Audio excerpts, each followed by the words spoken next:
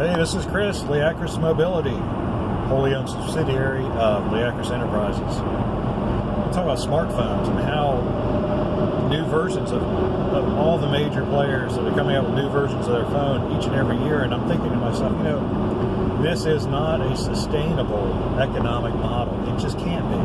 Who can afford to buy a phone every year, especially when they're $900, $1,000, $1,100, $1,200?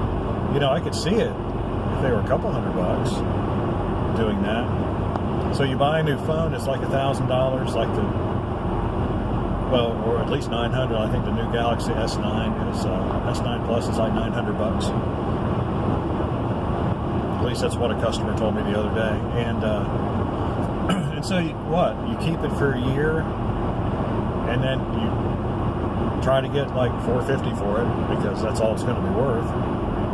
Because the new models will be out, I guess. I don't know. But everything depreciates, right? And so you're talking about essentially paying about $450 a year for a year's use of your high-end phone, and then you're just going to get rid of it, even though it still works, and even though it still does everything it's supposed to do, just so you can have the latest and greatest. I think a lot of Apple people are that way. They're under the spell of Apple, but it seems to be spreading throughout, the mobile sphere, the smartphone sphere. It's not the smart sphere though, because it really is amazing. I guess that there's just a lot of people who have more money than they know what to do with, because I can't even begin to justify in my head just kind of paying about $40 a month for the use of a phone, and then it's almost like leasing. Especially when that phone could easily last you 2 or 3 years. I mean, I know, yeah, sure, you don't get the high-end function. And granted, this phone here that I'm doing this video on, Moto Z2 Force, it's a nice phone. It's got a crappy camera. It's okay for videos, but it sucks for still photos. I cannot take a photo inside and have it turn out well. I've got to have a really good source of light. So, and I got it about a year ago. And so, if I were going to do it, the only reason I would be doing it is because I would like a phone with a really, really good camera, and I've heard that Pixel 3s are really, really good. But you know what? I think I'm just going to have to limp along for another year or two, because you know what? If the cameras are this good this year, they'll be even better the next year or the year after that. And so it's kind of like it always gets better. But I think another thing is we're getting to is the processors in these phones have about reached their limits. And I'm not saying they can't make them faster. I'm saying they can't make them so much faster that you're really going to notice the difference. This happened quite a few years ago in desktops and laptops. You take a desktop or a laptop from last year and you compare it to one from 5 years ago.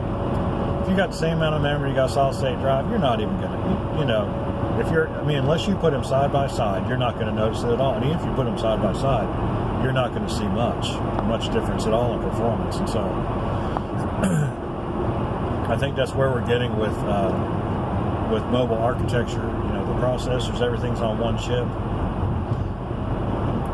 and they finally hashed out all the details. The manufacturing process has finally gotten fine enough to make it the same way as it was with laptops and desktops. You're going to get these little incremental improvements in performance, but you're not going to see the huge leaps in performance like you used to see in the early days of laptops and desktops. I'm not going to go into a history lesson, but that's what I'm comparing it to. So I'm going to hang on to mine. Lee still actually likes her Moto Z from 2014 better than she likes her new Moto Z Play, which is amazing because it's basically the same phone I've got. It's just as fast, but she says it's just. I think though that it's easier for her to handle because it's a smaller phone. She has smaller hands. Of course, she's a woman, so I think that has a lot to do with it. Just general comfort. and she's used to it. And even though they're both Motorola and they both use the same operating system, or the same interface, excuse me. They all use the same operating system except for Apple. Anyway, what's your take on new phones and buying a new phone every year? What do you do? If you do buy a new phone every year, how do you justify it to yourself? I mean, you just want a new phone, or is there a specific reason why? Personally, I would find it more cost effective to wait till the end of the year and buy a phone. That would be much less expensive, and you wouldn't be on the cutting edge, but you would be close to the cutting edge, and you would also have the advantage of finding out which phones really were worth buying and which phones are kind of take it or leave it. Think about that. All right, guys, questions or comments? Leave them in the section below. Like and subscribe. We appreciate it when you do. We'll see you on the next video.